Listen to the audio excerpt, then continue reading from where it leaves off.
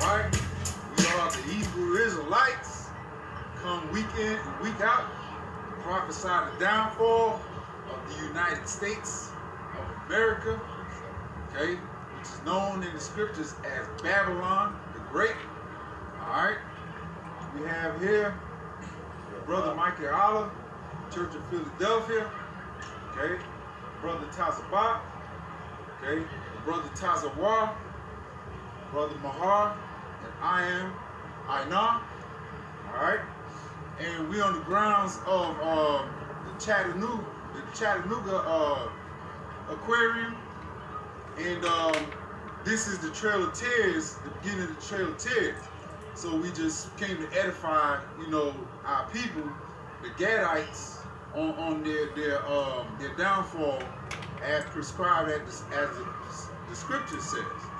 All right, and before we go any further, we want to give all praises to Yahweh, Ba'ashem, Yahushua, Ba'ashem, Kakadash, and double honors to the apostles and elders of Great Millstone for teaching us this truth. Okay. Many peace and salutations to brothers pushing and all the believers out there. Shalom. Shalom, shalom, shalom. As a brother, I know it's just a beautiful opening. We're just going to go into a lot of the installations that are on the ground of the Tennessee Aquarium. You know, and it will, you know, give people the insight of how our northern tribe brothers, our Gadite, Reubenite, Simonite brothers were overtaken. And this is just one tribe, the Cherokee Indians, that we are going to go into, you know, how they were overtaken. So, Lord willing, this is edifying. I'm going to go. Yo, just to back up real fast, if I may. To bring out this precept to start it off, because, like the brother said, yo, we had the beginning of the Trail of Tears, right? So, I'm going to go to Genesis 49 and 19, because, you know, it tells you that Gad means the truth, which is like a warrior, right? It's the truth shall overcome it, but at the end, so now we're coming to the beginning of their, you know, what they started to bring the hell together. That's why it's called the Trail of Tears. But the Lord said, what? He's going to wipe away all tears. But this was a sample, you know, for our people that have to endure, you know, because this land was given to us first. They came here, we had it, they came over and destroyed it. All right, so this is Genesis chapter 49, verse 19. It says, Gad, a truth shall overcome him, but he shall overcome at the last. You know, so now the truth came and overcame us. Now what? I'm a Gadite. So we're standing right here at the beginning of the trail, but it's beautiful to be able to come here in these times that we're living in right now, because it's the end of this man foolishness. You know, where we're about to get, you know, Lord's willing to be a part of that number. We're about to get our kingdom and our nation back. You know. Beautiful, brother. And what we're gonna do, I'm just gonna pan around real quick and give the viewership an idea of where we at. You know, the Tennessee Aquarium, as you can see, this is Chattanooga, Tennessee. And we're on the grounds. On the inside, of course, it's an aquarium. You know, we have families. It's an attraction where you can take your children. But on the grounds of the Tennessee Aquarium for free, you know, you can come here and you can be edified on the history of how our northern tribe brothers were, you know, overtaken and conquered by, you know, the colonizers, the so-called white man, Esau Edom, as the Bible calls him. But as you can see, this is the embarkation point of the Trail of Tears. And we are just going to go and bring out information. There are installations on the grounds of the Tennessee Aquarium, and we're going to go into these quotes from, you know, both these Indian chiefs as well as, you know, these various different dignitaries of, you know, the colonists. And Lord willing, this be edifying, right? All right, so with that being said, we're going to read what we have. And then also, before I read it, when the brother plans around, we'll see that they had Gadite writings on the ground like the letters. You know, with some of these symbology that Hebrew people, because the Gadites here in America, they spoke broken Hebrew. You know, so that's how like when Columbus, Cristobal Colon came here, and all the other, you know, those men that came from that region, they movement was already over here. So they brought, with Cristobal Colon being one instance, he brought Hebrew-speaking navigators over here. Because he knew this kind of speak to. As the scriptures tell you, man, when they came, he said that it's going to be a language that you shall not understand. God. You know? So we didn't understand what they were saying. That's why they had to have a translator for us. God. And if can somebody pull the 10 tribes, how they got over here? Because a lot of people, they don't understand that the Lord's people are one nation that's comprised of 12 tribes. Right? So-called blacks, Latinos, and Native Americans of Negroid and Indian descent, they comprise of the house of Israel as well as those that are scattered across the four corners of the earth. Right? So when you're dealing with the 10 tribes, those are the so-called Native Americans. But just like we were speaking about before we came, Christopher Columbus didn't come over here and find this land empty and desolate. It was inhabited. Right? They say Christopher Columbus didn't land on Plymouth Rock.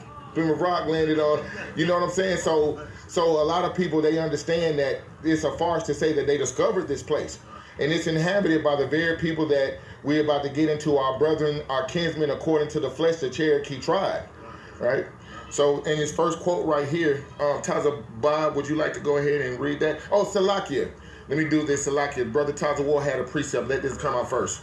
2nd Ezra 13, verse 40. Go. Those are the 10 tribes which were carried away prisoners out of their own land in this time of Hosea, the king, who Shalmaneser, the king of Assyria, led away captive. And he carried them over the waters. And so they came into another land. And if you go into Deuteronomy 29th chapter, you go into that word another land, which is going to go on to say, I keep reading it. But verse 41, but they took this counsel among themselves that they would leave the multitude of the heathen and go forth into a further country where never mankind dwelt. So you had our northern kingdom Israelite brothers who were in the land of the Assyrians, consulting amongst themselves, hey, let's go into another land and, you know, keep the commandments of all states. Commandments of a land where nobody ever been, on the other side of the earth, right? And Acts, the first chapter talks about the uttermost parts of the earth. And so they ended up coming here. They sailed southward, all right, down the coast of East Africa, and then they came all the way around, all right, the coast of Africa. Exactly. They call that the Horn of Africa. Right? I said like we came so like that over the waters, those waters is going for Atlantic Ocean. You know, we came here and this is new land where nobody ever go. That's why this is called the New World. You know, because then when they talk about the old world, they're talking about over there when you say the ancient land, that was the land that we was first at. You know, so we basically modeled this to get to this place that we in right now.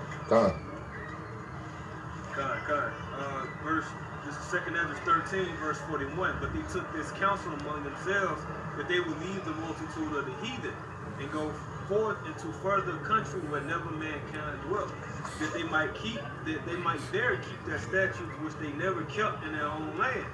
And they entered into Euphrates, the river Euphrates, by the narrow passages of the river, for the Most High then showed signs for them and held still the flood. And you will actually see this on a map, you know, a modern or ancient map, them coming out of that land of Assyria and those bodies of water that they actually took to get into a greater body of water to start that voyage over here, you know. But the river Euphrates. And y'all, just to wrap up, the brother, that's 2nd Ezra. What the brother is reading now is a movie about Cristobal Colon, right? And it was talking about, and they actually spoke about Ezra in that movie. And they used the book of Ezra to get here to this land. And that's why they had to have the Hebrew speaking navigator. That's right. So they knew, and they knew, and that's how you know that we are those people. That's right. And we line up our spirits to bear witness that we're the people of this book. That's right. And also archaeology, anthropology, history, you know, will show that we are the Native Americans, because before Christopher Columbus came over here, he was actually funded by Queen Isabella and Ferdinand. And they said, okay, we'll fund you, but we're just pretty much investors. Whatever you find over there, we get first dibs. But we'll give you the money, the food, the fuel, the manpower to make it there. So when they came here, they saw animals, they saw wood, all the resources, and they took it back. And a portrait, the most accurate portrait of what the indigenous so-called Native Americans, Israelites that had escaped Assyrian captivity look like, it's actually a portrait in Seville, Spain, called Saint Mary of the Good Wind. Right? Saint Mary of the Good Wind was a patron saint that they prayed to because Esau, you know, he thought this was flat. He thought the Loch Ness monster, and then, you know, the Most High does have great big fish in the water as well. So they would pray to this saint that they have a safe passage. And it's called Saint Mary of the Good Wind. It's actually a portrait in Seville, Spain. It's the most accurate portrait of what Christopher Columbus looks like. A shaggy, decrepit looking motherfucker, you know, and pictures they make him look like Gaston. Right? But and it shows the most accurate picture of what the Native Americans look like. And I'll make sure I add that in post-production as well. I got it. All right, reading on, verse 44. For the Most High then showed signs for them and held still the flood until they were passed over. If I may, brother, it said he showed signs so that our people are like, I don't want to say astrologers, but they know how to read the land and everything to be able to get them go. Even going back into the first Exodus, we go back to when we was in the land of Egypt. It said it was a chariot that led us out there. So it said it was a cloud by day and a fire by night. You know, so the Lord actually showed the signs. Those signs was for us to move and come into these up and coming times. We're going to see the same signs, man. For the Lord to be able to navigate us through where we got to go, wherever we got to be at, and for Him to deliver us up out of this place, man. If I may also, I think it talks about the Lord actually calming the waters. Yeah. Because those waters around the horn of Africa are actually turbulent. That's right. You know what I'm saying? So turbulent that hurricanes grew up. That's right. So He calmed the waters down. So it was ordained by the Lord for them to come here. And the brother Todd Ward is going to get into that as well. Go ahead. You can continue with the precept. This is verse 44 again. For the Most High then showed signs for them and held still the flood till they were passed over. For through that country there was a great way to go, namely of a year and a half. The same region is called Arsaru. Which, if you can pull Deuteronomy 29, I want to say verse 28. That's what that's going into. That land is called Arsaru, right? And you know the natives, they called it Turtle Island. They had different names for it, but as it pertains to the Bible, you know, the 10 tribes, they knew this land as Ashtaroth, or Asaruth. You know, I can't say it properly.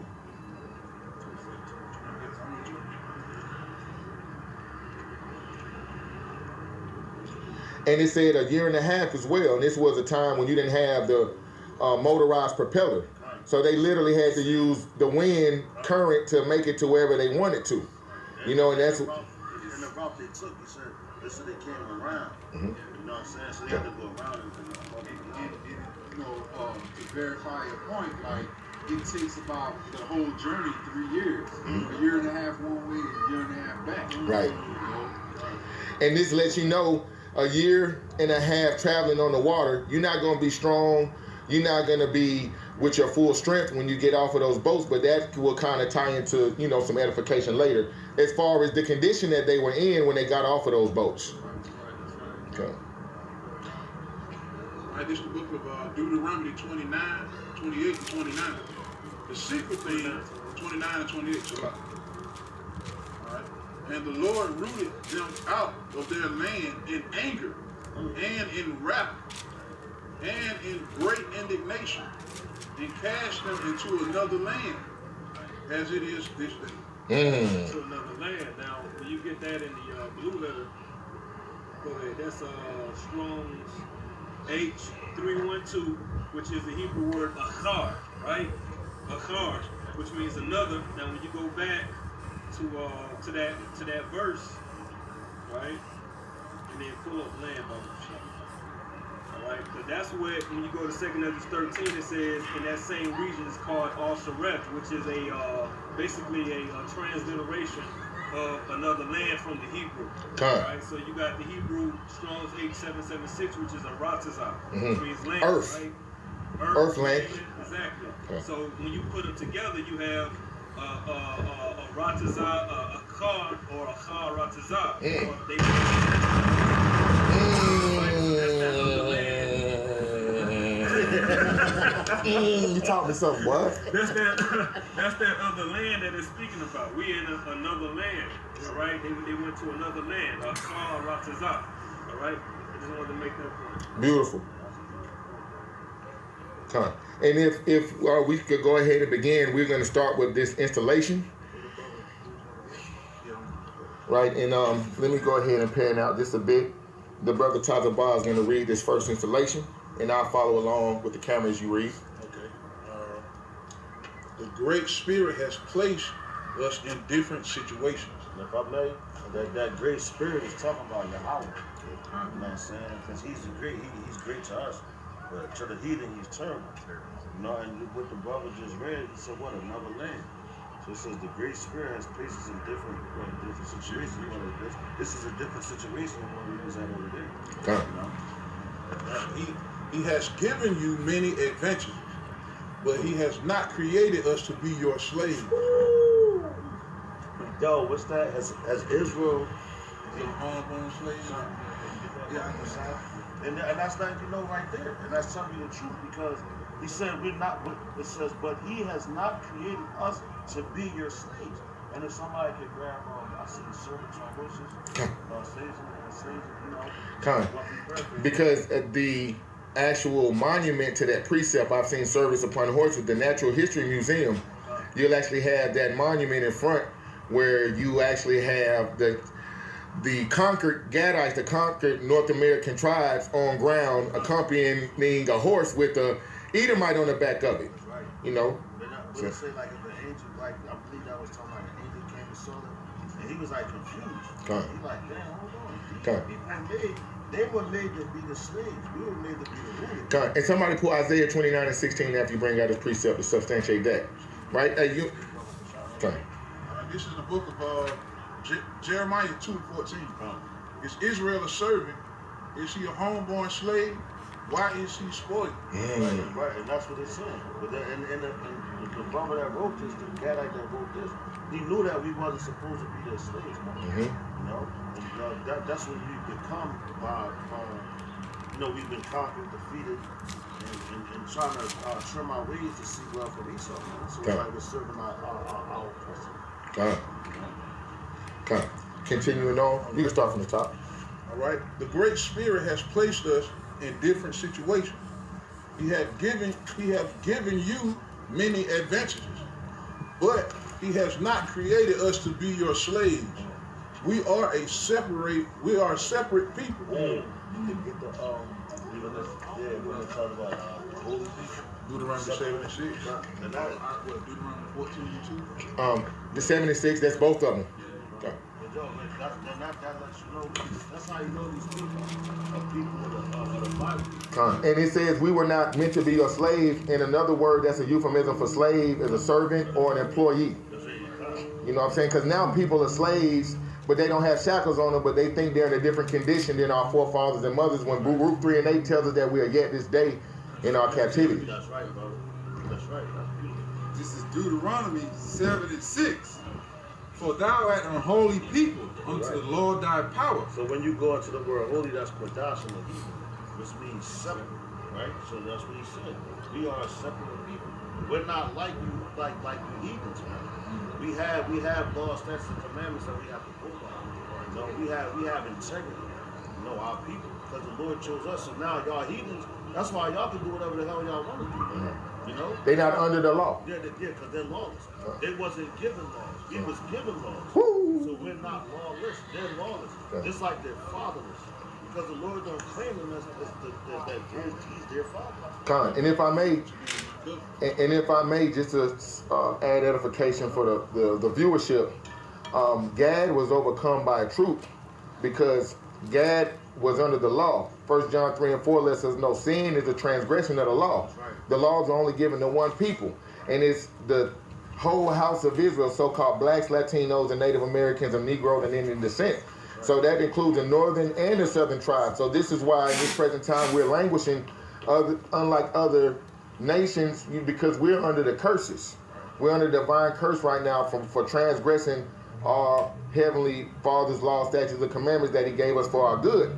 But you can see that in this time, we are raising up. Just the fact that we're out here with this knowledge of the scriptures and we're out here chanting down Babylon, it's a harbinger of this society falling and us coming into power and influence. That's right. That's right, brother. If I may add, I had a precept I was holding, and that'll go up exactly with what you're saying. Straight up. Like you said, we chant down Babylon. I was holding 2 Thessalonians 2 and 7. For the mystery of iniquity doeth already work.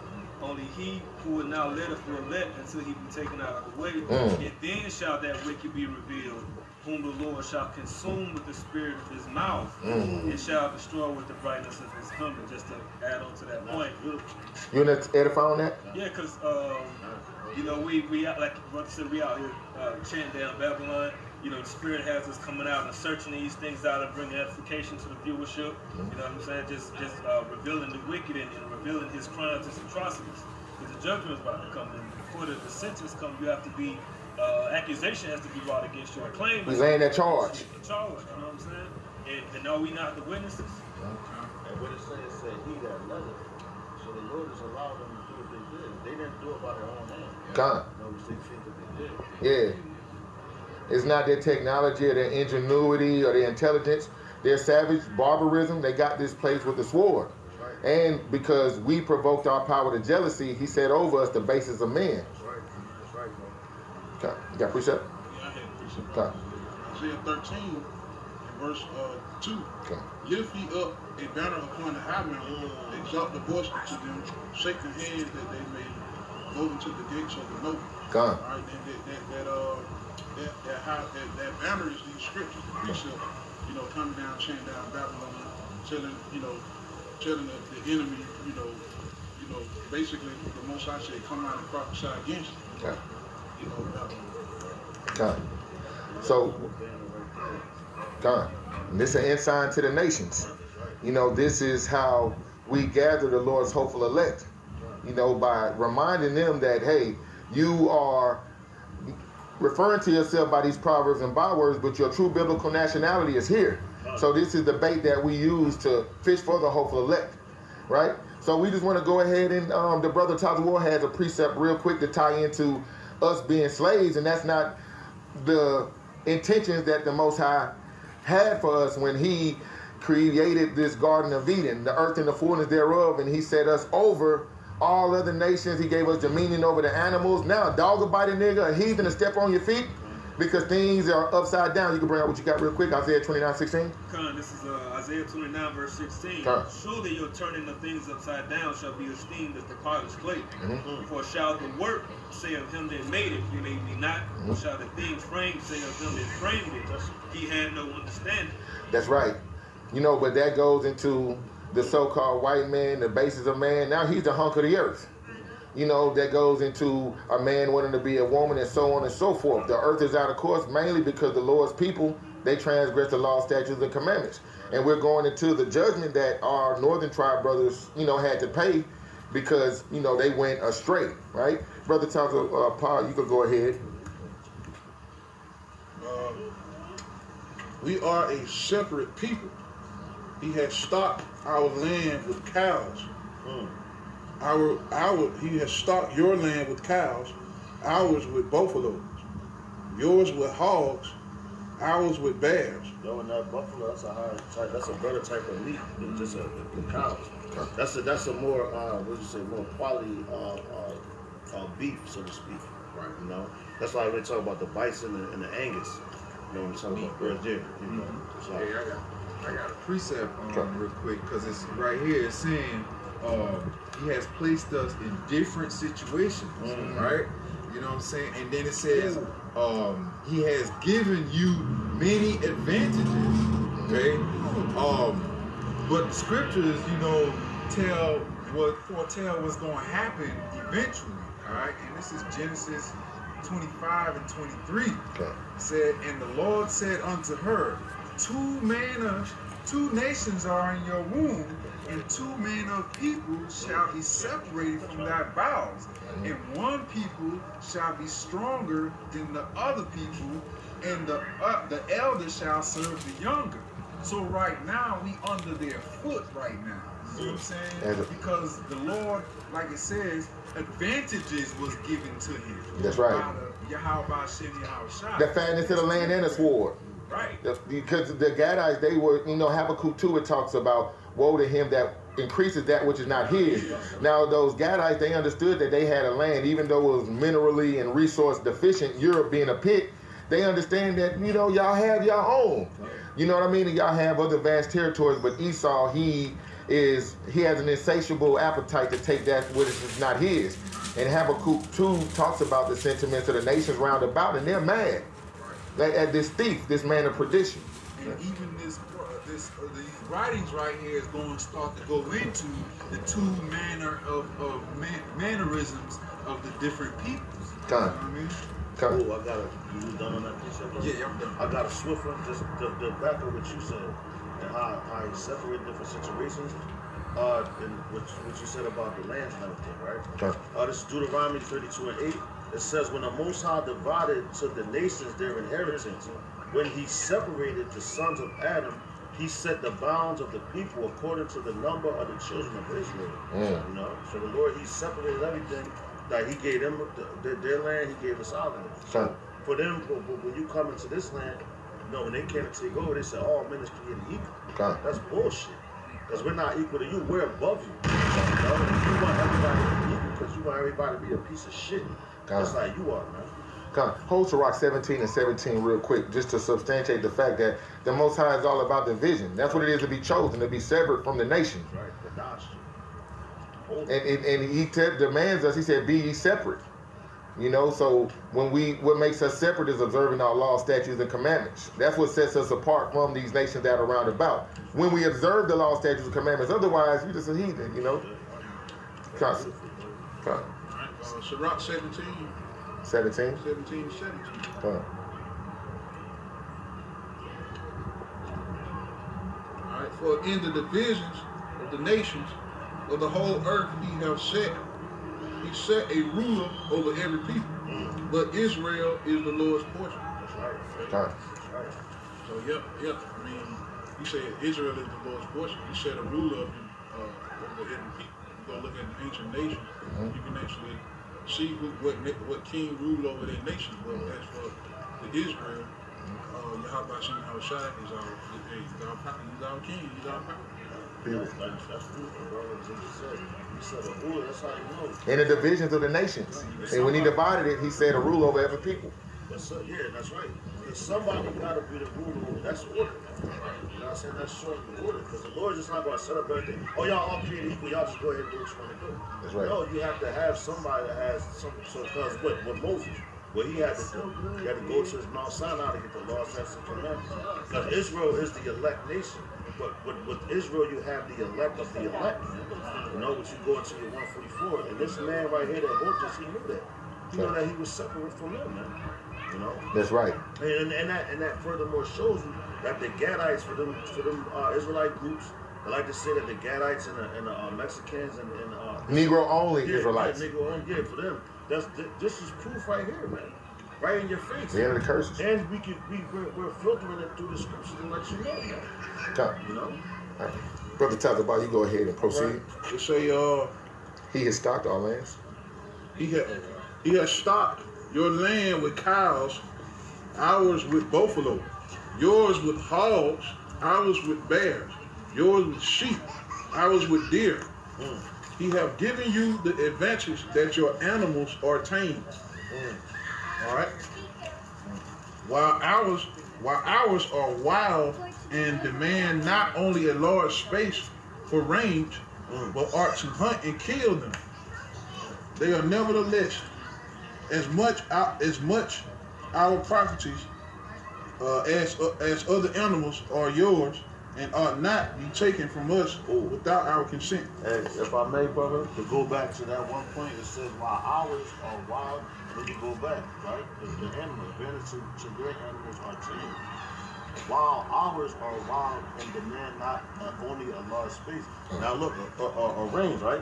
Space or range. Now look, we're standing in front of an aquarium. Come, walk to this installation real quick while you talk. So now we're standing in front of an aquarium when they have like the animals. The animals are basically in jail, man.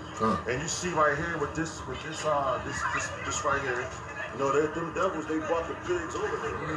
You know, the horses and all. Like we had the horses, but they brought the pigs over here. They brought unclean things over here. You know, for us to actually eat for them. You know, but they fed that to us. You know, so our animals, they're wild. They're in the wilderness, man. That's where you get the word. That's the Greek word for wilderness is wild, man. Because they have their own habitation. And they lock them up. Now you have those places where they farm raised animals and all that. So you really got the animals in captivity. You know? Zoos. That's right. And what they try to do, they try to tame them. You know, you got a lion, what they raised from a baby. This is why do you think the animals hate Esau so much? That's right. You know, and eventually the Lord is going to come back and destroy them. Come. We'll head back over to the installation. It's one aspect of the sentence at the bottom. Touch on that real quick, because the so-called white man, what he'll try to do is say, all right, what we're going to do is give you 2 pigs for one of your deer. You're going to give me something unclean for something that's clean. Right? And this is why that this last, go ahead and start from while ours are wild, please, at this brick right here. Okay. While ours are wild and demand not only a large space for range, but are to hunt and kill them, but they are. Nevertheless, as much our properties as other animals are yours, and ought not be taken from us without our consent, or for something of equal value. It said it should be taken without our consent, or for something of equal value, because Esau, you know, his gift is manipulation, deception. It said that the Most High gave him the ability to go out and deceive the nations. So that's why we call him the father of lies. That's why we call him the devil, that the Bible speaks of. Revelations 21:10, Revelations 2:10, right? It speaks about that deceiver. You know, he'll go to the Native American brothers with 10 pigs for one of your cows. And he'll say, all right, that's equal when you're giving us something that's defiled and unclean. And they were saying, even if it's something that's equal value, we don't want it. We good. But Esau, Edom, he goes throughout the earth, and he's the man of perdition. That's what he does. This is Isaiah chapter 10:1. It says, woe unto them that decree unrighteous decrees, and that write grievousness which they have prescribed. And that's an unrighteous decree. You know, when they tell them by hook or by crook, you got to do business with us. You know, they didn't have the liberty to say, we don't want to. They had to do it by force. And then it was to the point where, you know, it wasn't just trade. It was, you know, we taking it from you. Then they're taking you just like they're taking your animals. And they just devolved to the point where they were marched out west and their land was taken from them. Go ahead, bro. Right, so like you were saying, like they take everything. Why can they take everything? Because they were blessed with, you know, the Yahweh Shai blessed them with a blessing of how to take things by violence.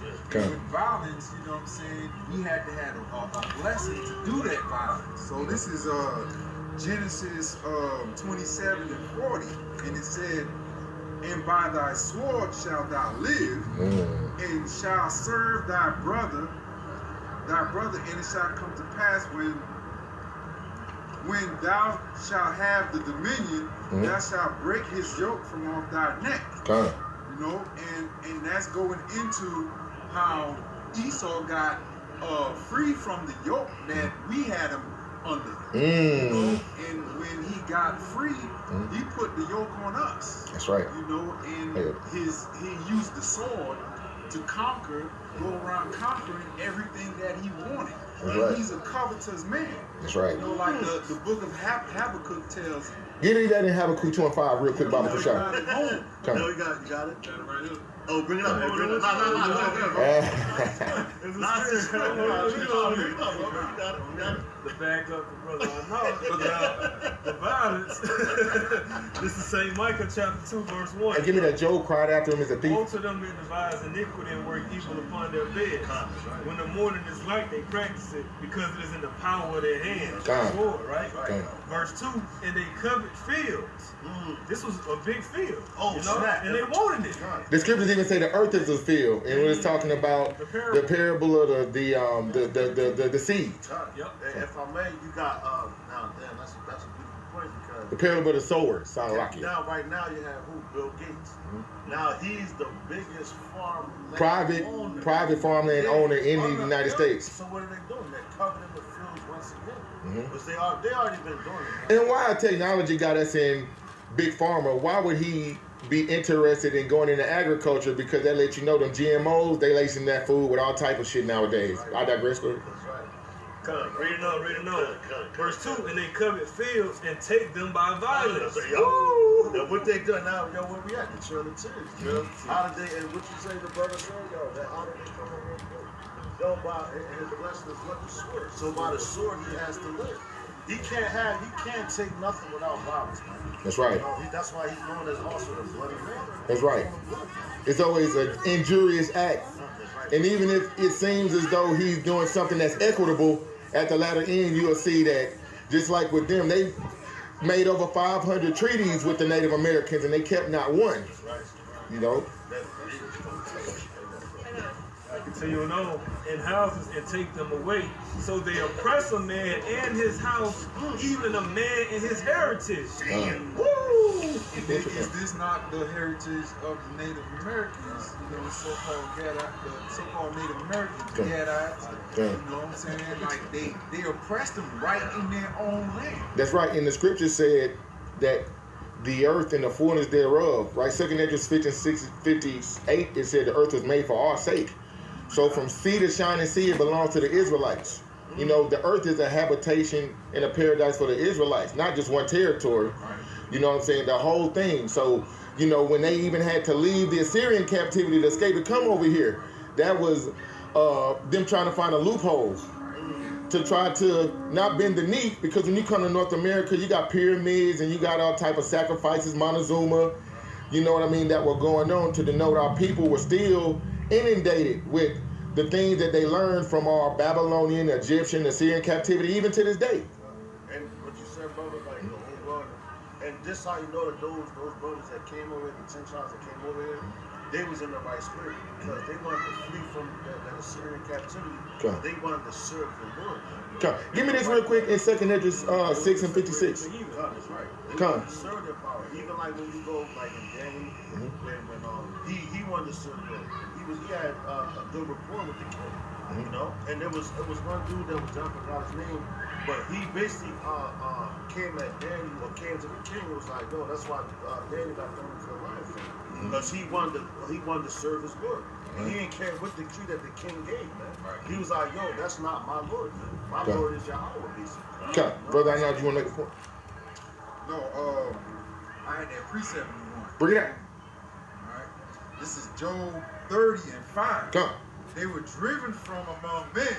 They cried after them as a thief to dwell in the clefts of the valleys and in the caves of the earth and in the rocks. Come. You know, so they were thieves. Right. You know, they were low lives. They were Come. base men. Like the book of Daniel said, he gives dominion unto the bases of men. That's right. You know what I'm saying? So yeah, they were base men. Our fathers wouldn't have had them stay with the dogs. You know what I'm That's saying? right. Because they would be fornicating with the dogs. Hey, that's right. You know what I mean? That's right. Got to free to back that up through the spirit. Come. He said they thieves, right? John 10 and 10. The thief cometh not but for to steal and to kill and to destroy. Woo! If that's not Esau, we don't know who it is. Right? Because look how they got this land, and any other land that they go. The rob, what? Steal, and to kill, man. And it says that they were driven forth from among men to dwell in the clefts of the rock. Because we were saying how Caucasian means cave dweller.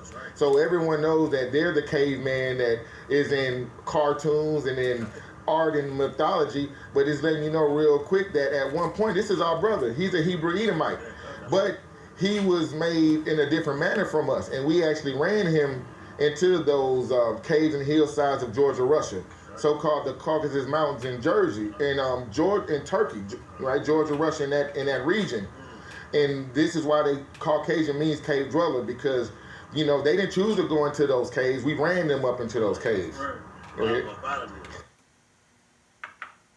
I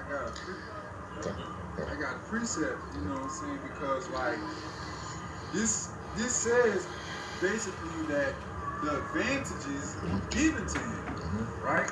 And the book of Job actually tells you, okay, Job 9 and 24 basically goes into it. It says the earth is given into the hand of the wicked. Okay? It says he covered the faces of the judges thereof. If not, where and who is he? And when Who did it? And when you're dealing with the wicked, Malachi 1 and 3 lets you know explicitly who the wicked is. Bring that out real quick, because the earth been given into the hand of the wicked. Let's see who the wicked is, because in this time things are turned upside down. They'll say so-called blacks, Latinos, and Native Americans are the wicked, but let the Bible cut through the fog and let us know who the wicked is according to the Bible, because it said the righteous is more excellent than his neighbor. We're born perfect. We could be defiled, but we could become clean again. They're inherently wicked, the spirit that's within them. That's why they cannot repent. Right? Though he sought with tears, he was rejected. That's Hebrews 12 and 16. Come, you can bring out what you got first. This is Malachi chapter 1 and 3. To substantiate who the wicked is. The earth has been given into the hands of the wicked, like the brother I know just brought out. Salaki. So this is the book of Malachi chapter 1 verse 3. Come. It says, and I hated Esau and laid his mountains and his heritage waste for the dragons of the wilderness. So the Bible talks about hate. There's a people that the Most High hates, right? Esau, Edom, according to the Bible, right? He had a so-called mother and a father that were men of color. Because we know even in this time, a so-called black man and a black woman can give birth to an albino.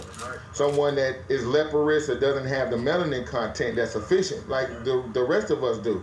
Right? But so when it talks about Edom, Esau, Edom, just go ahead and continue. Verse 4, it says back in the book of Malachi chapter 1. Start from 3. Start from 3 again? It says, and I hated, it says, and I hated Esau. So hate's in the Bible. Go ahead. It says, and laid his mountains and his heritage waste for the dragons of the wilderness. Whereas Edom said, we are impoverished, but we will return and build the desolate places. That's going back, if I'm not mistaken. They came out of them caves. That's going back to the Renaissance era, right? Kind of rebirth. And they did. So that's when they came and started rebuilding everything and took our images down and put their images. Iconoclasm, right. That's when they came back into power. So it says, with Alexander the Greek. That's actually chronicled in the book of Maccabees. How Alexander the Great came into power when he set up generals around the earth and wickedness increased. That's right. That's right. Cool. It says, verse 4 again. It says, whereas Edom said, we are impoverished, but we will return and build the desolate places. Thus saith the Lord Yahweh of hosts, they shall build, but I will throw down, and they shall call them the border of wickedness. Hey, so wherever they dwell, that's where you will find the most lewd. This is Babylon, right? You could come here from around the world. Most civilized societies, they come here to get their rocks off. Participate in all type of inordinate sex and debauchery. I'm talking about sex trafficking, pedophilia. This is the habitation of wickedness. And the Lord's people, we're known as Jerusalem, Yerushalayim, which is the city of peace. Wherever we dwell, that's where the Lord's ways are supposed to be observed. Wherever Esau Edom dwells, that's where you're going to find the border of wickedness. Yeah. Come. Yeah. Yo, that's beautiful. Come. It says, I'm going to read that from like this. It says, they shall build, but I will throw down, and they shall call them the border of wickedness, the people against whom Yahweh hath indignation forever. Jacob have I loved, Esau have I hated. Hey, I am the Lord, I change not. So we're not consumed. Malachi 3 and 6. So we chasing sunlight, so we're just going to move down this installation real quick. Come, the water, brother. Now we're moving to the second installation. Brother Taza Ward, if you'd like to, you can bring this up. Come. It says, you have bought a fair land, but will find its settlement dark and bloody. Dark and bloody. Give me the woe to the bloody cities. Give me numbers 35 and 33. Hold numbers 35 and 33. Give me Jeremiah 30 and 16. And whenever whoever got it first, just bring it out. Somebody hold Jeremiah 30 and 16 real quick. I got bloody city. Come on, bring it out. This is Nahum 3 and 1. Come on. Woe to the bloody city. It is full of lies and robbery. When prey departeth not. Hey, we're 3/5 of a man, lie. We're black, lie. The so-called white man is white, lie. Right. You right? It's full of lies and robbery. The so-called white man is known as the father of lies. That's his gift. Deception. This is why we call him the devil, because that word devil actually has a meaning, which means deceiver. He used lies as a weapon to conquer the earth. Motherfucking liar. When you go into that word woe, woe means destruction. Esau's a motherfucking liar. Destruction to the bloody city. Bring it out one more time, brother. I know. Bible Kushak. Nahum 3 and 1. Come. Woe to the bloody city. It is full of lies and robbery. Yo, what happened? What happened to our people? We were raped, robbed, and murdered, man. Come, if I may, it says, you have bought a fair land, but will find its settlement to be dark and bloody. Right. Because the so-called white man, he has a land, but he came here and colonized this land. Right? And these are the people that were coming as immigrants to this land after the fact that they established it by the bloodshed, terrorism, right? Injurious measures, right? This place was established on evil and wicked principles, slavery and genocide. And this is the Native Americans. You're coming here, and even though this place is set up, it said that you will find that its settlement is dark and bloody. Right? Somebody get numbers 35, 33. Bring it up. This is Numbers 35, verse 33. So ye shall not pollute the land wherein ye are, for blood it defileth the land. And the land cannot be cleansed of the blood that is shed therein, but by the blood of him that shed it. Yo, so the blood of the land, like, yo, you got people. Can you read that one more time, Baba Kashan? Come. Yeah, come, Baba Kashan. This is Numbers 35 and 33. So ye shall not pollute the land wherein ye are. Yo, so we're not supposed to pollute this land where we at. When we came over here, our people, they went off. So they started polluting it. But it got worse when he started. For blood it defileth the land. That's right, God. And the land cannot be cleansed of the blood that is shed therein, but by the blood of him that shed it. Esau, you can't give us no reparations, man. Yo, your reparation, according to the Bible, is your blood, man. We don't want that shit. Jake's out here talking about, oh, we want to check. Okay, just imagine if Esau give you reparations right now. Money. This land is still going to be destroyed. And all the money, you're going to give it right back to him. Exactly. So, yeah, come on, yo, just like working in a building, man. Like if you work at a grocery store or something like that, right? You work in that building, you're shopping, right? Matter of fact, I'm gonna use a different one we were talking about when we came here, like these rappers. Long ass day. They give them a contract, and from Amalek, and Amalek is the one running the jewelry store. Yeah. So they're still getting their money back. So all they doing, they're giving you money. Like look what they did with the stimulus check. They gave people the stimulus money. Oh yeah, let me get this, that. Now, let's make our economy get better. So what you did, you put the money right back to the person that gave. If you buy a car, a home, food, it's all going back to them. Technology. So we don't want none of your money. So your blood is required. Thus said Yahweh, Ba'ashim Yahushai, Ba'ashim Harakah. Any more precepts on this installation?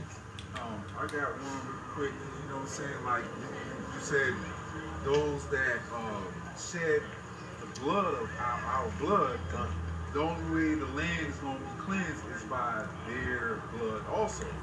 Also, that's an atonement. Captivity. So it's only right that they go bring captivity. Bring it out. This is Revelations 13 and 10. He said, he that leadeth into captivity shall go into captivity. He that killeth with the sword, like the brother said, must be killed with the Isaiah 14 and 21. You know, so the most high remedies, you know, blood, captivity, for captivity. That's right. Hey, that's right. And that's called justice. That's called equity. That's called balance. Yeah. That's right, brother. That's right. Balance is an abomination. Cause and effect. That's right, brother. I got it right here. Isaiah 14:21. Okay. Prepare slaughter for his children. That's right. For the iniquities of their father. That's right. That they do not rise nor possess the land, nor fear the face of the whole of the world with sin. So now when you prepare a slaughter, what's that? That's a lot of bloodshed. That's why when you go into the book of Isaiah 47, 1, that's why the Lord said, Yahweh said when he comes back, he's not going to meet you as a man. And what he's coming back in all his glory, all his power. What to take you devils down? For what? What you did. You know, because the blood that's still on this in this ground and right, yo, who knows? We could be laying on the Gadite burial ground right here, right? And Esau's known to do that. That's right, but all the bodies we are that they slaughtered, man. And just let them race, man. And that's a mockery, you know, let you get recognition for the Cherokee descendants on the very ground where they have bones. It's mockery. That's right. You know, just like with a lot of the baseball teams, the Cleveland Indians, the Atlanta Braves, they'll conquer these people, move them to reservations, give them all type of drugs, rob them of the knowledge of who they are, but then you'll see a cargo van with a Indian's face on it, a sports team with an Indian's face on it, and that's why, just like right now, the Washington Redskins, you edify. No, because now, and that's Esau, because they're the real red man. And that shows they're going out of power. That's right. And they're the real red man. Now they're trying to take, we're sorry. Like you said, the Washington Redskins, right? They're known as being red. Matter of fact, can you grab Genesis 25 and 25? And it tells you how he came out. Ooh, come. Right? So now they're trying to put that on us. Oh, yeah, yo, the Indians, they're red men. Right? And yo, even with the Cleveland, like you mentioned, the Cleveland Indians, when you look at the Indian face, it's red, man. You know, but if you actually go back in the history of the Cleveland Indians, the Indian was brown skin face. And also hold Genesis 36 and 8. So they know who we are, like the brother said, it's a smack in the face. And they it's like they're gloating at us. Yeah, I got it. Look what I did. But now it's to the point they're trying to apologize, like, yo, I'm going to apologize, but it's too late. And the brother about to bring out Genesis 25 and 25 just to show you how now in this present time they calling the Native Americans Redskins when they are truly the ones with the red skin. You run what you got, brother? Like the rapper Red. Genesis 25 and 25, you go Genesis 36 and 8, you run what you got? Like the rapper Red. Yeah, come. You run what you got, Tata. Genesis 36 and 8. Thus dwelt Esau in Mount Seir. Esau is Edom. And that word Esau means wasted away as he, a Shashawan in Hebrew. Right? And it's bring that out one more time. All right, Genesis 36 and verse 8. And the brother Michael, I'll ask for Genesis 25 and 25. Go ahead, brother. Thus dwelt Esau in Mount Seir. Hey, we just talked about them being cavemen, and we know how they were ran up into those caves and hillsides. Go ahead. Esau is Edom. And that word Edom, Adonam, means red. Right? So Esau in red is synonymous, like the brother was saying. But Genesis 25 and 25, if y'all can pull that for the brother. Come. This is Genesis 25 and 25. Go. And the first came out red all over like an hairy garment. That's plain and simple, right to the point. When they try to call the Indians the so-called you know? And they called his name Esau. Now when it says it came out red all over like a hairy garment, so when you really go into that, it's going back into, it was a popular garment that was red, it was hairy. So they was comparing Esau to that garment because he was red, he looked like that. So he's like, yeah, he looked like this garment. You know how Jake is. He's like, dang, yo, we like to joke. You speak with stammering lips. So if you make fun of him, make jokes of him. Oh, he looked like this, he looked like that. So that's how you know that those are the people, we're those people, man. And we still speak as our ancestors. And then to your point, like, they didn't mention nothing about Jacob's description. Right. Jacob's description looked like everybody else. Yeah, he wasn't the anomaly. Esau was the anomaly. That's why he mentioned his description. Because he looked different. That's right. You know what I mean? That's right. But you know, I got this book, it says the history of the American Indians by James Adair. And James Adair lived among the natives for 40 years. And you know, we got a brief description right here of what he saw when he looked at them. It said the Indians of copper and red clay color. You know, so his description, you know what I'm saying, matches our description. Yeah, because copper, that's a derivative of brown. Oh, yo, it's just like when it speaks about your house. Okay. It said his feet was like burnt Brass. Yeah. So the copper is just the same color, man. It's right. If you get a penny that's old, it's dark as hell. And if you throw it in the furnace, burnt. That's right. Black. That's right, brother. That's right. Yeah, and that's a beautiful point that he brought out, because that even ties into Genesis 25, like you said. And then it explained what Jacob looked like. They didn't have to skin him because he looked like the people of that time. Right. Even going to Cain, that's why Cain was given that mark. That's how you know that at one point Cain was dark. And that mark was leprosy. That's right. That changed his skin color. You know, so now that's why he's able to be spotted from miles away. Yo, that's Cain. That's right. So if I may, I'm just going to go back over this real quick before we move on. The brother read, you have bought a fair land, but will find its settlement dark and bloody. Right? This is that cage of every unclean and hateful bird. This is Babylon's so-called America. Right? Brother, I know you'll go ahead and go into this installation. It says the white men have almost surrounded us, leaving us only a little spot of ground to stand upon. And it seems to be their intention to destroy us as a nation. Come. That the name of Israel be no more in remembrance. Psalms 83. And it actually calls him out. You know what I'm saying? The so-called white man, okay, is the criminal of the earth. You know what I'm saying? So this vagabond. That's right. He keep him not at home. You know, and this lets you know, and this is on the grounds of the Tennessee Aquarium. Right? And all around here are Edomites. They are, you know, partaking and enjoying the attractions with their children. While this Native American chief, he's charging them. Right? They are descendants of the very people that subjugated the forefathers and mothers of the Cherokee children this day. Now their children are here and they are totally playing and having fun on the grounds that, you know, the Cherokee Indians were marched on the Trail of Tears from. They don't have no concern. Their inward thought is that, hey, we're not going to have to pay for this, right? Bring this out one more time, brother, I know. But it said like the inward thought, the house of Psalms 49 and 11. You can bring it out when you got it. Right? But it said the white men have almost surrounded us, leaving us only a little spot of ground to stand upon.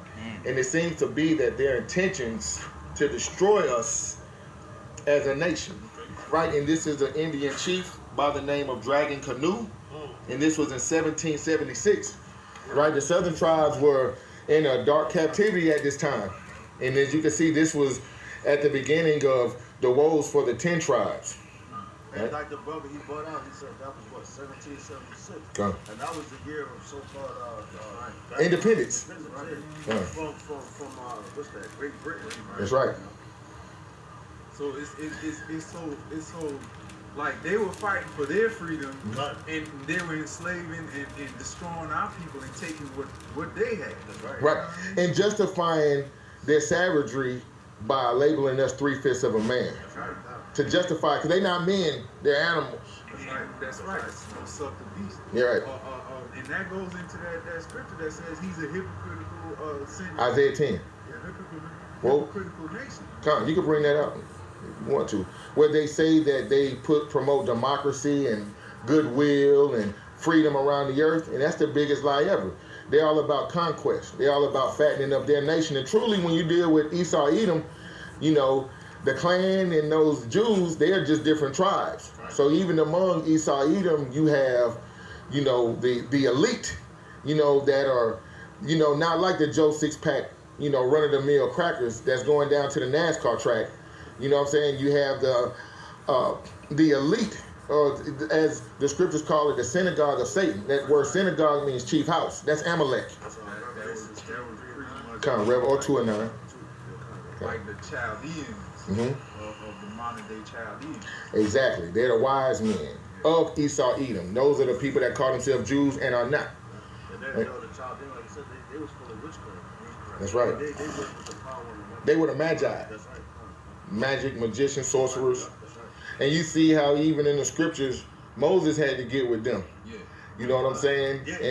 So that lets you know we have a spiritual technology as well. Man, that's a beautiful point, bro. Because when Moses threw staff down. Well, he threw his staff down and then just froze. He swallowed. Yeah, I could do that too. Right. You know what I mean? To try to, you know. But that lets you know we as a people, we are phenomenal people, royal priesthood. That's what makes us chosen. That's right, bro. You know, the Most High Spirit dwells within us. So, you know, when we are in our right mind and we're restored, oh man, it's limitless what we will be able to do. Yeah, I got it. Can you bring it up? All right, it says right here,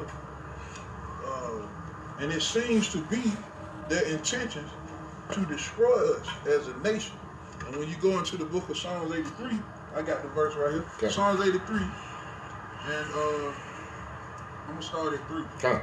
They have taken crafty counsel against our people and consulted against our hidden ones. They have said, come and let us cut them off from being a nation, that the name of Israel may be no more remembered. Come. Right, when you look at all the captivity, such as the Persian captivity, the Babylonian, Arabs, how you say the Sub-Saharan. Yes, Esau was present trying to actually destroy. They came together to consult. Esau was present in each one of the captivity. That's right. Trying to make sure that he totally do away with it and destroy our name. That's right. Knock the numbers down, but the Lord ain't gonna give them that type of power. That's right.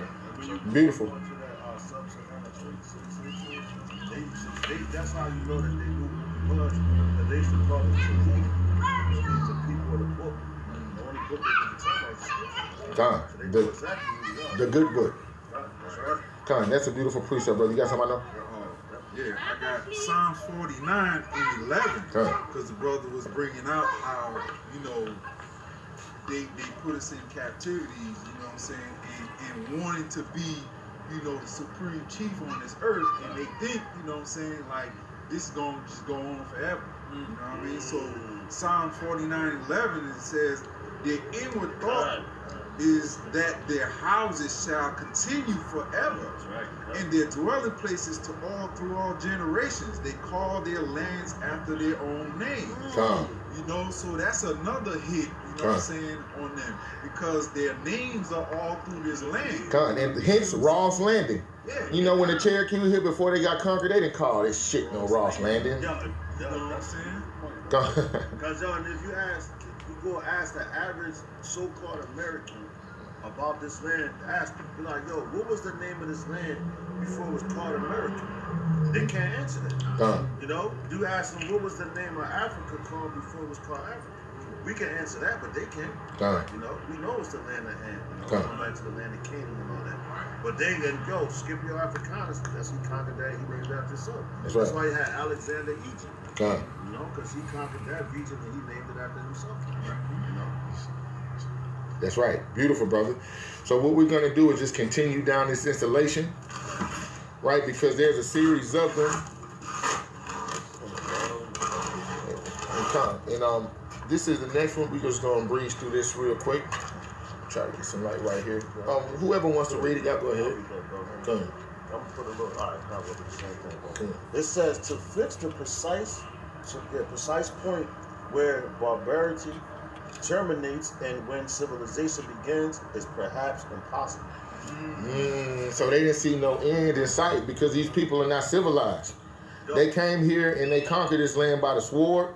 They didn't make any fair agreements with the natives that they kept. So they're just like, if these are civilized people, it's almost impossible to ascertain when it will begin that they're going to act civilized. And the Native Americans knew that, hey, this is the nature of these people. Can a leopard change his spots? This is the spirit that the Most High put in them, right? They're known for their barbarism, right? Somebody get this in 2 Thessalonians 2 and 3, right? They're known for conquest. They're known for conquering lands, intimidating countries. You know, when you're dealing with Nagasaki and Hiroshima, right? That's just an example of how the so-called white man deals with the nations that are round about, right? It's not sitting down. All right, continuing on, we are at this installation. It says here, to fix the precise point where barbarity terminates and when civilization begins is perhaps impossible.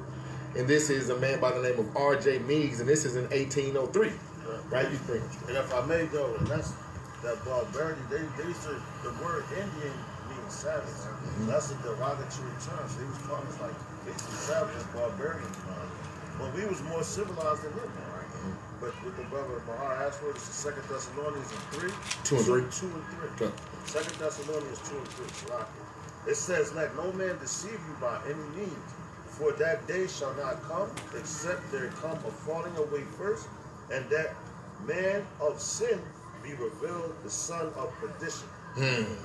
And when we went into that word perdition, it's synonymous with destruction, right? Because it says, when would their barbarity, right?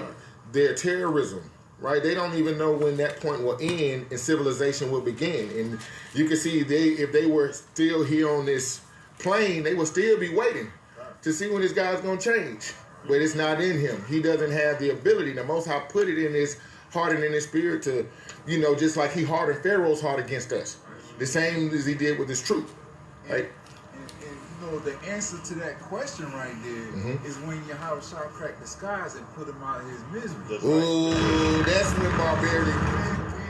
When barbarity terminates and when civilization, because we are the civilized ones on this earth. We have laws, statutes, commandments. Okay, these other nations are like brute beasts. Right. They're gonna do as thou will.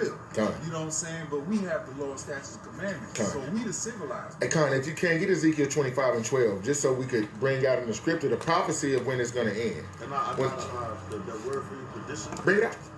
This is the word perdition. It says, destroying or the destruction of vessels. A perishing ruin, destruction of money. The destruction would consist of eternal misery in hell. Which we in hell right now. That's right. And hell is not a mythological place underground. It's a condition that's played out here on the earth. When you go because if it's hot, it's hell.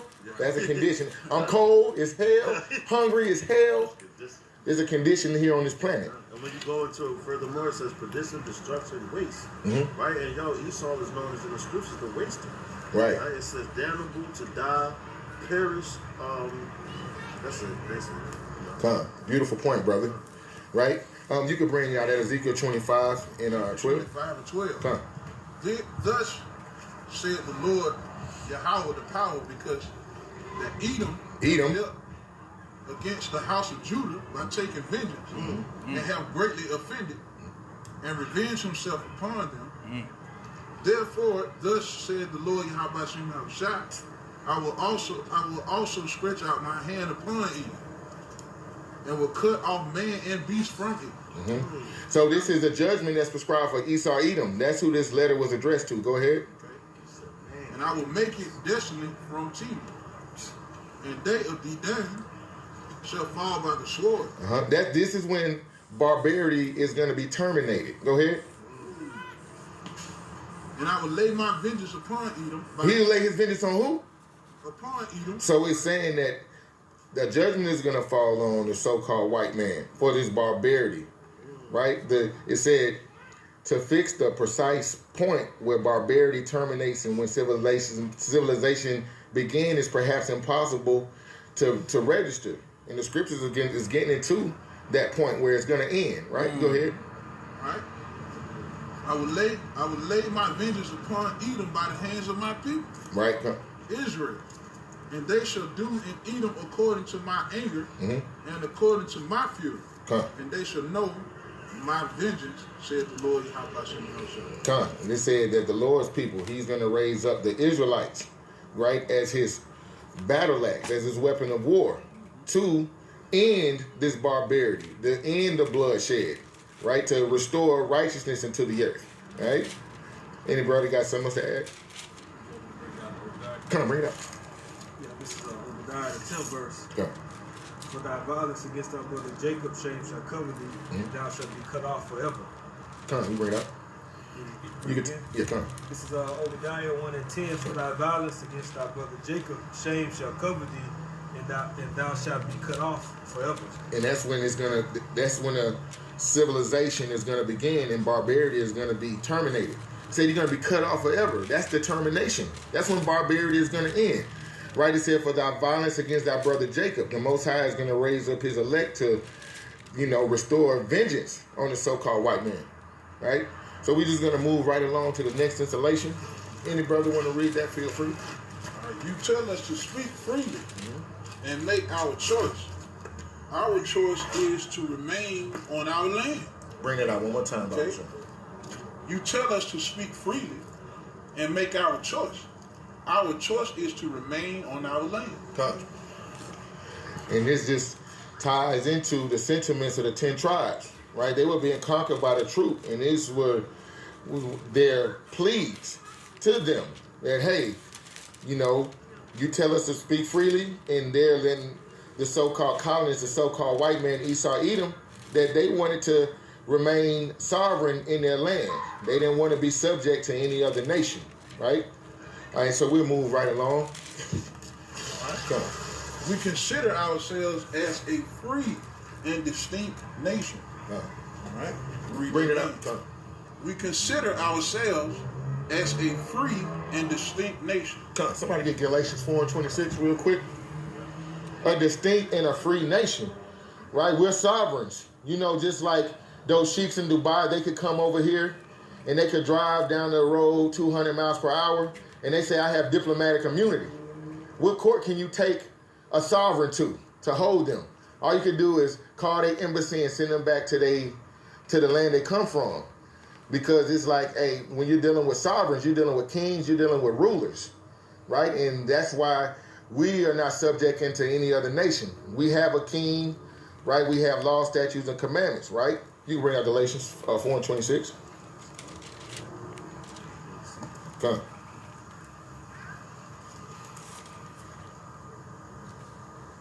Take your time, brother. Because Galatians is about to go into why the Gadites said they consider themselves a free nation and a distinct nation, right? And this was a Cherokee Council in 1818, right? So when they looked at themselves in their mind's eye, they knew that they were not servants. They knew that they were not slaves. They knew that they did not want to join into another nation and be subject to their laws, their rules, right? And that's the condition that's going on today. This is Galatians chapter 4, verse 26. Come. But Jerusalem, which is above, is free, which is the mother of us all. Right? Because a lot of times Jacob walk around with that with an African, the continent of Africa on it, when the scriptures tell us that that's not the motherland of the Israelites, right? And what separates Jerusalem or Israel from Africa is something called borders. Because Texas and Mexico are on the same piece of land, but you wouldn't say, you know, like most people try to say with Israel, it's Africa. No, just like the United States, Texas is not Mexico, but what separates them is borders, right? And although our land is in Northeast Africa, our borders are separate from those Hamites. Our land is Jerusalem. That's our motherland. This is the land that we were spewed out of for our transgressions, right? So moving right along. Say all white people who have intruded on the land reserved for the Cherokees shall be removed by the United States. And this is a treaty of 1819. It says here, right? And this is a treaty or a covenant, a pact, an agreement that the so-called white man made with the Native Americans that he didn't keep, right? Bring us out one more time. Okay. All white people, all right, who have intruded on the lands reserved for the Cherokees shall be removed by the United States. And that just lets you know that, you know, the so-called white man is the father of lies. You know, he uses deception as a weapon. And this is, you know, a treaty that happened in 1819. You know, before they were totally subdued and conquered, you know, and they thought that the so-called white man had some type of redeeming qualities or values, that he was a man of his word.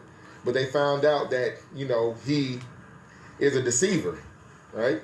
Moving right along. All right. It is time to do away with the farce of treating with Indian tribes as separate nations. Give me that in Amos 3:3. Yeah, no, that's what President Andrew Jackson said. Okay? Bring that one more time. No, at 1820, right? So you know he's our enemy, man. Okay, it is high time to do away with the farce of the treating with the Indian tribes as separate nations. That's right, and he was in his right mind because there were certain Indian tribes that sold out that had favor with the so-called white man. And then there were some that were more rebellious and they were fighting against the white man. But just to let you know, Andrew Jackson said the ones that are agreeable, the ones that are conform, they just like them niggas that's bucking. The ones that sold out, he was saying treat them just like there's no difference between them. They all savages. And that's the sentiment that we have for the so-called white man. They say some of them are good. We say we got to treat them as, not distinct, but they are one people. The law don't judge one people. Right. One person, he judges the whole nation. That's right. That's beautiful. That's right. And it's... Like, it said, like, because which you made mention of, like, the separate, because they knew about the difference between Gad and Reuben. Reuben, like the brother said, Reuben wasn't going for that shit. They was like, man, we ain't signing them to get treaties, man. We ain't doing this. We gonna fuck y'all up. But Gad through paperwork, and that's what Esau does through his policy and everything, the paperwork, pushing the pen, and that's how he does that. That's why, he gets what he wants. But he broke all his treaties that he ever made with us, man. Over 500 treaties he made with the North American. So that's a lying devil, man. That's right. A devil. That's why I told you, war was in his heart, man. He had drawn swords, man. Moving right along. All right. And this is the Cherokee Negotiations of 1823. You can read it, brother. Our title has emanated from a Supreme Court which cannot be impaired by conquest or treaty. That Galatians 4:26, that'll tie into that as well. The Most High, he made us free. Jerusalem, which is a people before it was a place. Jerusalem, which is above, is free, which is the mother of us all. Right? And the Most High made us a free sovereign nation, especially when we observe his laws, statutes, and commandments. We're unfuckwithable. Hey, Con, you bring what you got? It says the Cherokee are not foreigners, but original inhabitants of America. Damn, yo. By John Ross, 1824. He's a white yo, man. You can read that again, bro. Original inhabitants. The Cherokees are not foreigners, but original inhabitants of America. See that? John Ross. 1824. So that he knows that, right? So that's a cut to You devils know, man. that this land is theirs, man. That's a cut to Esau saying that this land is theirs, man. This land belongs to the so-called Native Americans, man.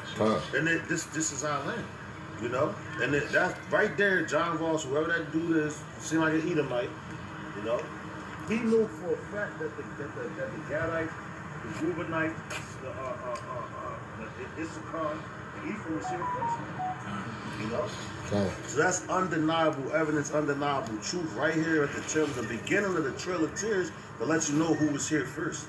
So they talk about the forefathers, the real forefathers of the so-called Native Americans, man.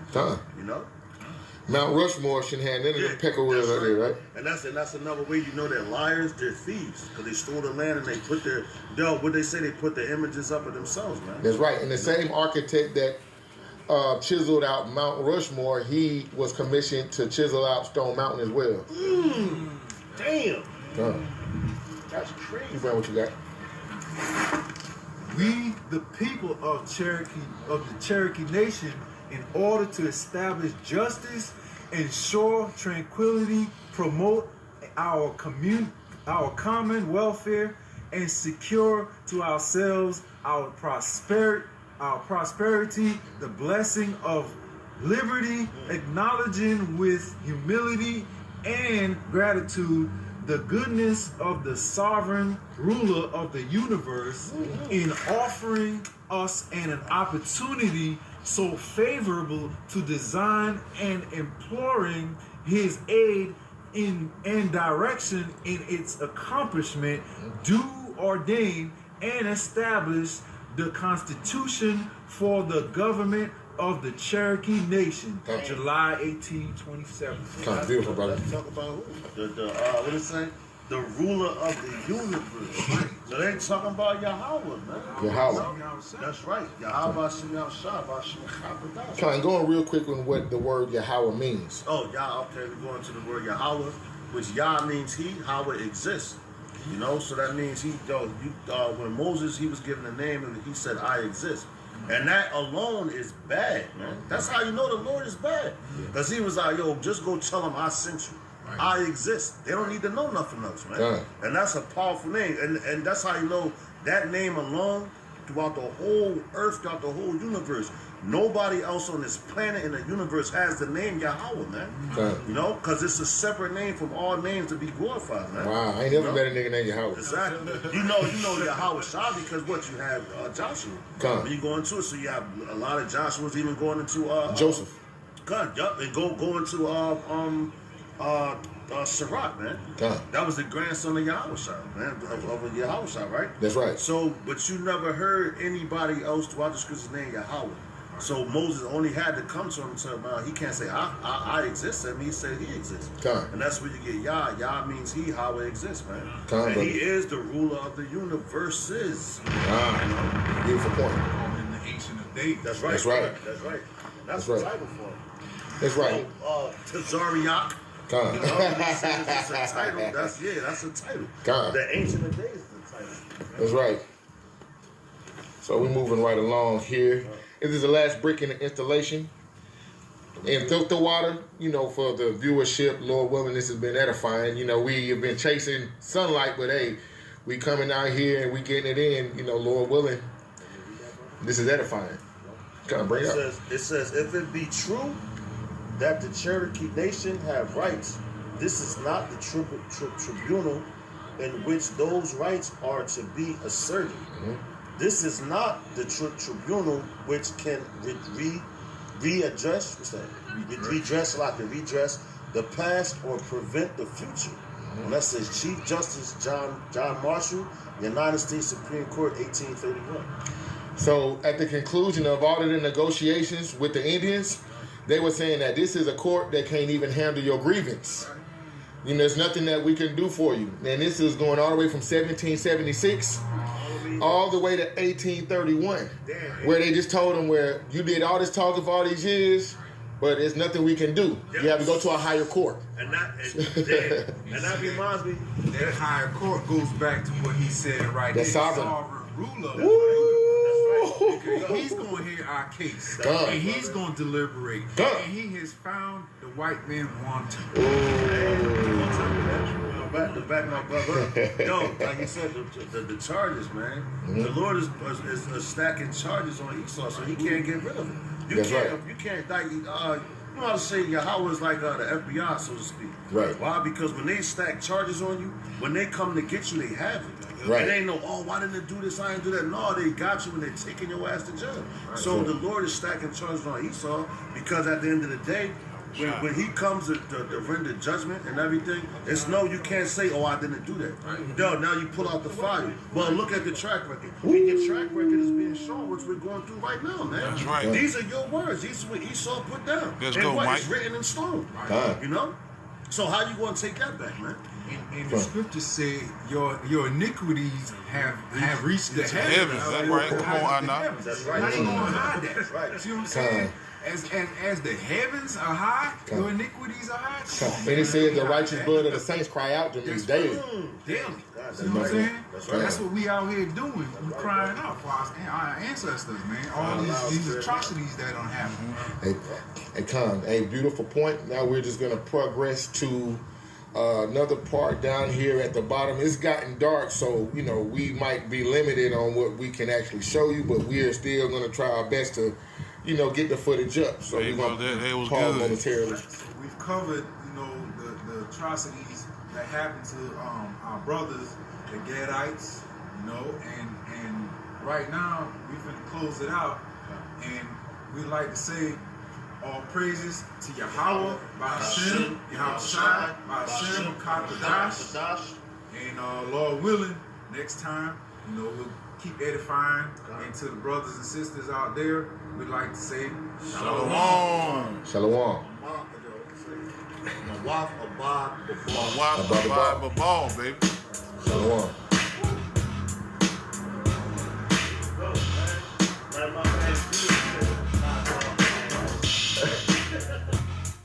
That's right.